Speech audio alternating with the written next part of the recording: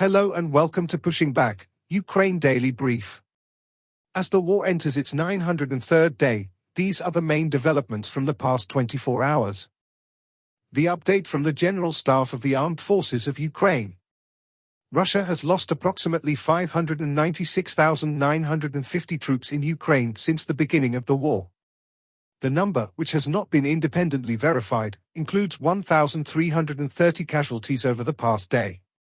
According to the released Ukrainian figures, Russia lost 12 tanks, 35 armored combat vehicles, 59 artillery systems, 5 multiple launch rocket systems, 50 drones, 1 cruise missile, 73 vehicles, and 16 pieces of special equipment. The Russians launched 111 combat clashes and carried out 53 airstrikes, including 73 anti-aircraft missiles on the territory of Ukraine. They also used 502 kamikaze drones and carried out 3,100 attacks on the positions of Ukrainian troops and settlements using various types of weapons.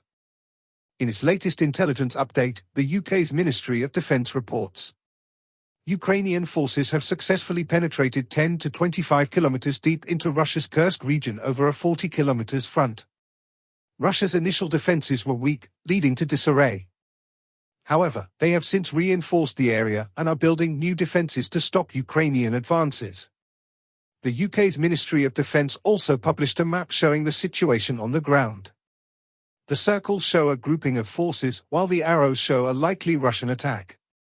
The areas shaded in light pink mark territory taken by Russia since February 2022, while those in dark pink show territory taken since 2014. The new Ukrainian advance is shaded in light purple. In its latest intelligence update, the Institute for the Study of War.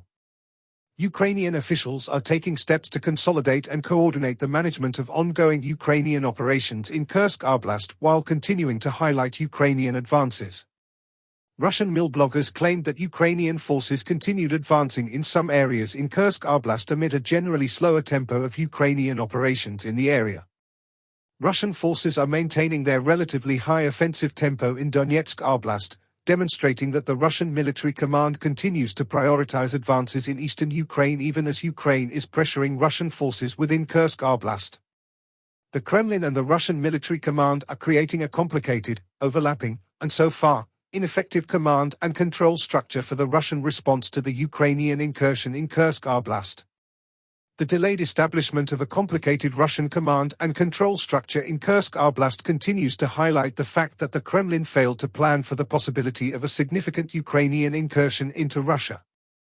The Kremlin appears to have a more coordinated approach to securing its control over the Russian information space than to addressing its military and command and control problems in Kursk Oblast.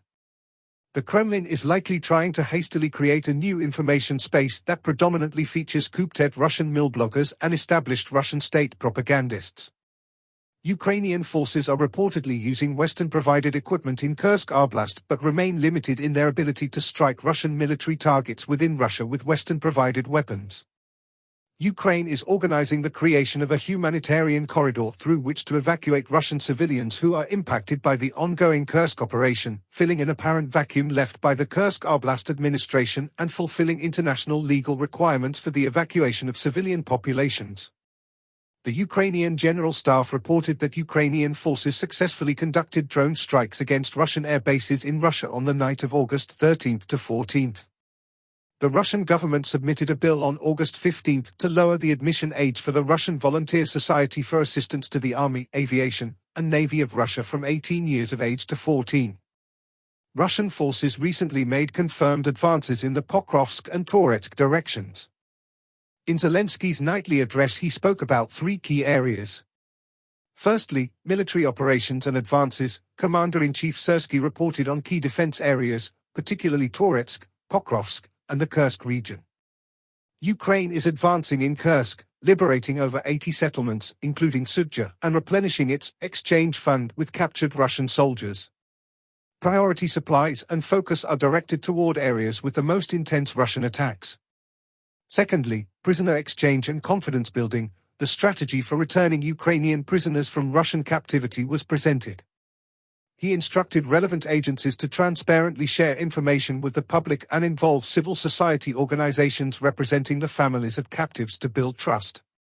Lastly, legislative initiatives for defense and accountability. New defense laws are being proposed, including guaranteed payments and benefits for soldiers in frontline operations, granting Ukrainian citizenship to foreign volunteers, regulating the handling of trophy weapons, and stripping honors from traitors who fled to or collaborated with Russia. These initiatives aim to strengthen Ukraine's legal and spiritual independence. Thanks for following today's updates. Please don't forget to like and subscribe for more content.